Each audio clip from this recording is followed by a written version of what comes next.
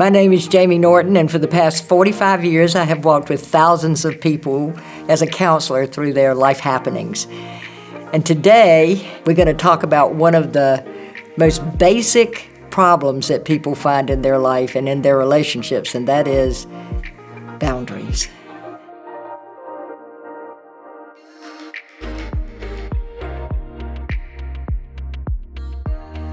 You know, when a child is born, they don't know they have boundaries. They don't know where they end and everybody else begins. They're just one little bundle of, I want what I want when I want it. We think they're so cute, but they're actually little narcissistic creatures who are totally self-centered and wake you up in the middle of the night. But they're wonderful. But about 4 to 6 months, those little creatures start to begin to figure out a sense of me. We all need a sense of me. We need a sense of me, actually, that when we walk into the room, somebody lights up and says, "Oh, wow, there you are." A sense of me that's precious. When they begin to form that sense of me, you know, I can move my hand, I can move my foot, I can bite my fist and it hurts. And so there's some things that I can control. And so that begins to be a sense of identity. But about shortly thereafter, they find out, guess what? There's a not me. Cookies that I want are out there somewhere. Mother's milk is out there somewhere. That hug I want is out there somewhere.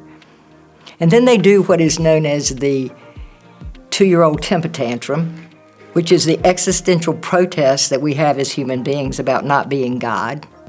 I want what I want when I want it. I want it to be all about me.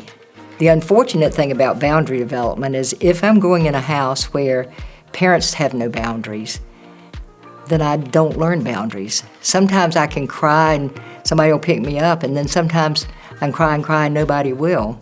Sometimes I can spill my milk and nobody yells at me, but other times I spill my milk and everybody yells at me. So things are always fluid, and I can't really tell where I begin and where I don't. And then people start telling me it's my fault, that their sadness is my fault, their feelings are my fault, their behavior is my fault.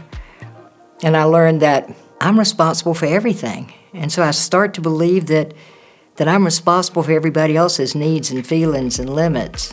Or I find that I don't even have a right to me because somebody starts to abuse me. So as I grow, people grow differently with boundaries, and we don't really understand what they are. Boundaries are like fence posts. They're the things that say, this is the end of my property and the beginning of yours. And so we think, and we talk a lot about setting boundaries. And in fact, we have to set boundaries. But the boundaries that are hardest for most people are the God-given boundaries. And those are boundaries of time and space. We can't really go beyond those. We can't really change another person. That's a God-given boundary. I don't have the ability to make you into somebody you're not. I don't have the ability to go back in time and do things differently than I did in the past. And I don't have the ability to really know what's going to happen in the future except in my mind. And I can't body transport, so I can't be in more than one place. When I first started counseling, I had this bad habit of making an appointment at 10 over here and 11 over there and not leaving time for body transport. And I found out right away that I was going to be late to my second appointment because body transport takes time.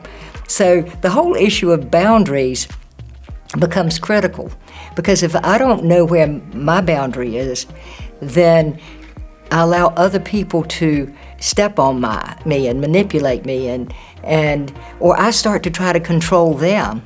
One of the things that is the saddest for me in marriage relationships is sometimes people come in and treat their spouse as if they were their property, if they were just a part of them, that they were just an extension of them, and so they have no right to have a need or limit or feeling or life outside of anything.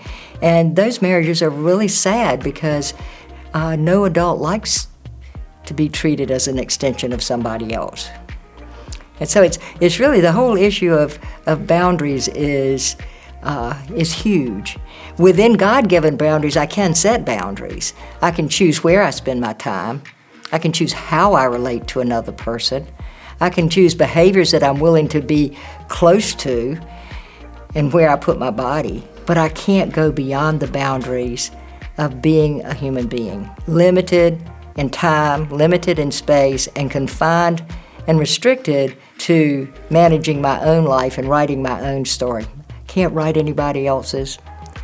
So it's really hard to interface with that. The more time and space I spend with somebody, the harder and more difficult boundaries become. Because inevitably we're going to step on each other's toes. Inevitably we're going to be different.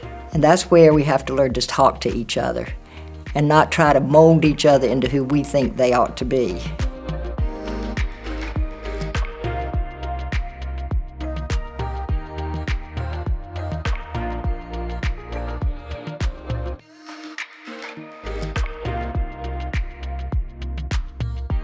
So I don't know, but boundaries is a big issue. I hope this has spoken to you. So thanks for listening. Hope you will like and subscribe, and we'll see you next time.